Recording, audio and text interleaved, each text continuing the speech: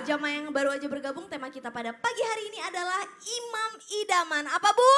Imam Idaman. Dan tadi di segmen pertama kita udah dijelaskan oleh Ustazah Lulu nih, caranya kita sebagai istri kalau pengen menasehati suami adalah dengan cara yang baik, kata-kata yang halus lembut dan jangan lupa senyum. Ustazah Oki juga sudah mengingatkan, berdoa penting banget, itu kuncinya karena Allah yang mampu membolak-balikan hati seseorang. Tapi nggak hanya berdoa aja, harus diiringi juga dengan puasa, banyak sedekah dan sholat malam.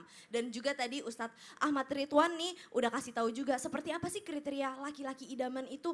Salah satunya adalah yang memiliki ilmu agama yang baik, tapi nggak hanya pintar untuk dirinya sendiri, tapi juga mau mengajar keluarganya, menjaga dirinya, juga menjaga keluarganya. Amin ya robbal alamin. Insya Allah kita bisa dengan mudah ya Bu, buat ibu-ibu yang lagi mau cari jodoh buat anaknya nih ya kan. Nah karena ibu-ibu sekarang lagi semangat banget, kita akan lanjut lagi belajar, tapi saya akan memberikan kesempatan buat ibu-ibu jamaah yang ada di studio ini buat bertanya nih. Siapa kira-kira yang mau bertanya? Coba angkat tangan Bu. Coba siapa yang paling semangat, saya mau lihat semangatnya. Oke, karena dari tadi yang paling semangat sebelah kanan, saya samperin lagi yang sebelah kanan kalau gitu. Silahkan Ibu.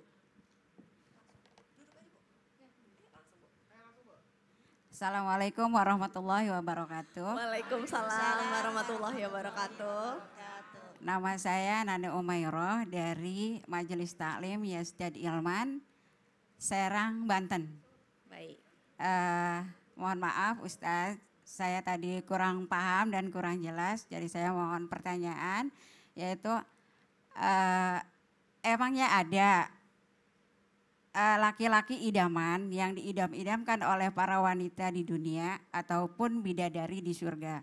Kalaupun itu ada, saya mohon penjelasannya, kiat-kiat atau amalan-amalan apa saja yang akan diamalkan. Oh gitu. Terima kasih. Baik, ini pasti pertanyaannya buat anaknya Ibu yang laki-laki kan? Insya Allah. Bukan buat suaminya Ibu dong. Kau tahu. Ya kan suaminya Ibu udah sama Ibu. Nanti kalau ada yang mengidamkan lagi Ibu pusing lagi ya kan. Masya Allah Ibu.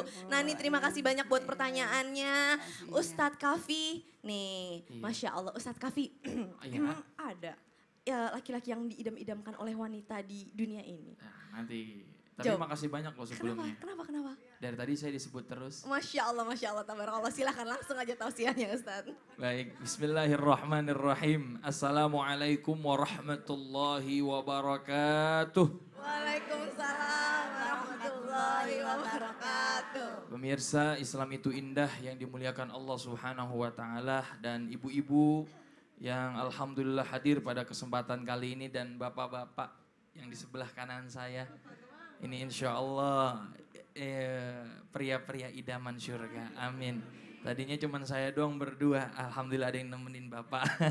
Alhamdulillah. Pemirsa yang dimuliakan Allah Subhanahu wa taala, apakah benar nanti ada pria yang sangat diidam-idamkan oleh surga?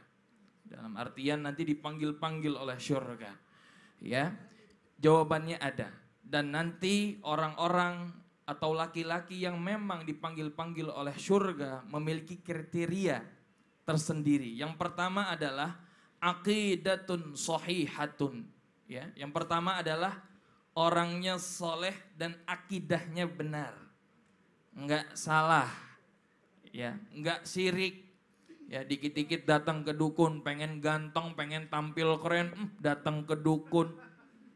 Kemudian apa dikasih sama dukun, ini cincin nih kalau dipakai insya Allah 10 wanita nempel. Ya Allah kalah perangkok.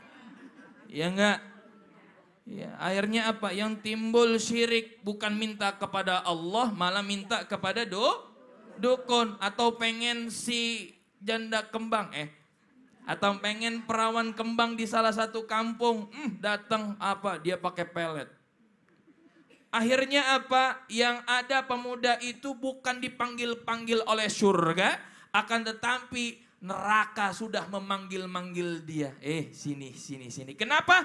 Karena dia telah menyetukan Allah Subhanahu wa taala. Karena dia telah berbuat syirik. Maka yang pertama, aqidatun shahihatun, akidahnya benar. Kemudian yang kedua, ibadatun shahihatun. Nih, contoh imam-imam yang nanti dipanggil oleh surga, ibadahnya betul, ibadahnya bagus, salatnya bagus, sedekahnya bagus. sayangnya bagus, gantengnya bagus. Makasih banyak loh Bu ya. Iya, bukan ke saya tapi ya. Saya masih jauh dari bagus ya. Iya, alhamdulillah semuanya bagus. Ke masjid, Masya Allah, begitu ajan, Allahu Akbar, Allahu Akbar. Langsung ambil wudhu. Kata mamanya, kamu mau kemana nak? Saya mau ke masjid dulu, mau doain mama. Subhanallah. Indah enggak? Indah. Apalagi anak muda, subuh-subuh, udah ajan di masjid, subhanallah.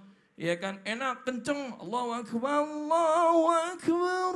Wah, subhanallah. Kayaknya indah kalau anak muda subuh-subuh yang ajan kenceng, bagus suaranya seperti itu.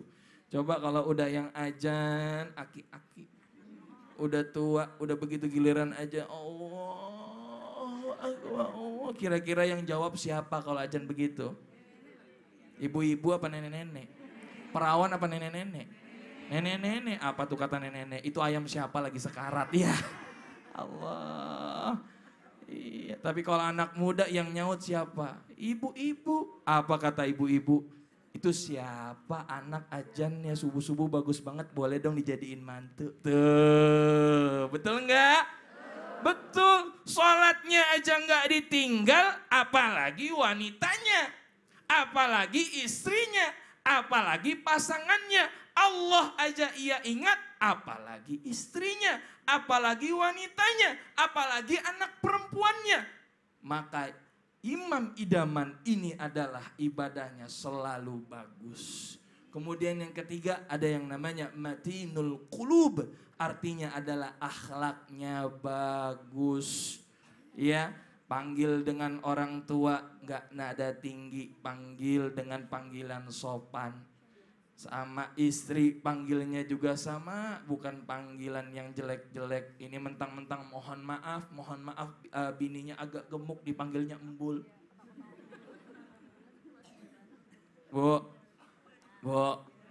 iya ini dikit-dikit manggilnya namanya fisik. Ya jangan manggil yang cakep-cakep, biarpun embul bilang aja kurus. Iya jadi doa Insya Allah artinya panggil dengan panggilan yang bagus. Kenapa? Karena Nabi SAW mengajarkan kepada kita agar senantiasa membaguskan perkataan kita. Maka tipe-tipe yang seperti inilah nanti kelak oleh Allah Subhanahu wa Ta'ala akan dipanggil oleh surga. Surga rindu kepada orang-orang yang seperti ini. Ya karena wa ma fil jannati azabun. Ya karena di dalam surga itu nanti nggak ada tuh yang bujang-bujang. Ya, semuanya berpasang-pasangan. Ustadz bagaimana laki-laki yang enggak menikah?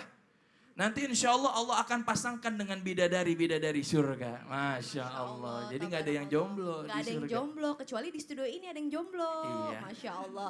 Jadi artinya begitu ya Ustadz ya, kalau misalkan Ya. kita memang sebagai ibu itu sebagai tempat ilmu ya buat Betul. buat anaknya. Jadi kalau punya anak laki-laki didekatkan kepada agama. Jadi ketika dia bertanggung jawab kepada istrinya atau keluarganya, sebenarnya dia nggak hanya tanggung jawab kepada istrinya, tapi karena dia tanggung jawab kepada Allah. Iya, Karena betul. Allah, Masya Allah, tabarakallah. Subhanallah. Ih luar biasa. Terima kasih banyak Ustadz Kafi. Sama-sama. Jamaah. Nah, seperti janji saya tadi sebelumnya, di segmen ini kita akan memberikan kesempatan nih buat jamaah yang ada di rumah untuk bertanya. Udah ngetik belum komen di Instagram kita? Nih langsung mau kita buka nih. Kita sebelumnya mau panggil dulu Ustazah Oki dan juga Ustadz Ahmad Ridwan. Nih kita lihat ya Ustadz Ustazah kira-kira siapa sih yang oke, yang terpilih adalah dari @Kiki Berliandini 1.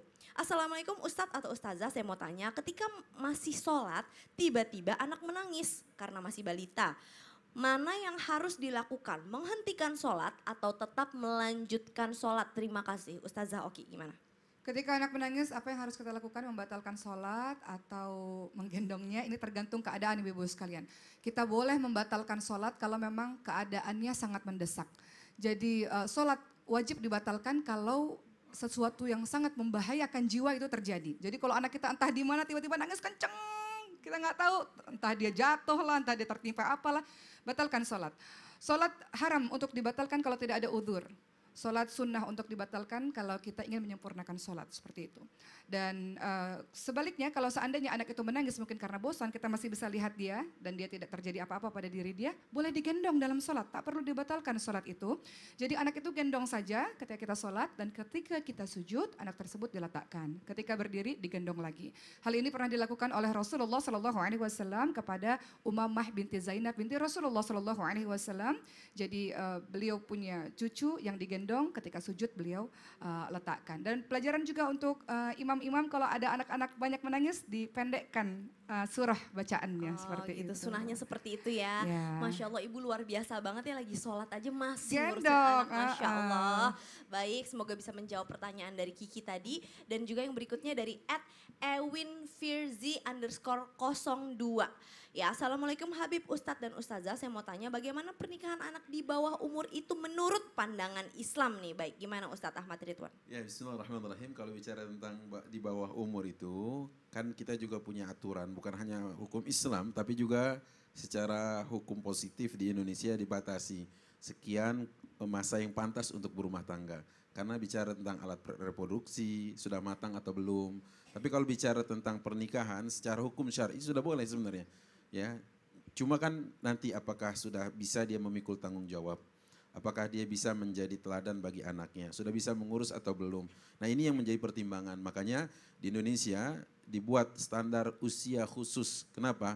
Dia sudah bisa memikul tanggung jawab, peran dan sebagainya. Dan tadi salah satunya adalah alat reproduksinya sudah cukup pantas atau belum. Kalau tidak, maka dalam long term, waktu yang panjang itu bisa bermasalah bagi si anak tersebut begitu. Salah satunya juga masalah stunting ya yang banyak di Indonesia ini, mungkin Itu salah salah satunya karena itu, karena pinggulnya terlalu kecil jadi anaknya stunting gitu, nggak bisa Betul. tumbuh kembang secara maksimal, dan juga emosinya juga mungkin ya Ustadz Bisa ya. jadi, karena belum matang akhirnya Gampang ya, berantem, gampang, ribut, mudah. apa itu kan bisa jadi masalah Bisa juga. jadi, gitu. Baik, jazakallah khair. Terima kasih banyak Ustadz, Ustazah Oki dan juga Ustadz Ahmad Ridwan. Silakan kembali ke tempat duduknya. Kasih tepuk tangan dulu dong Bu.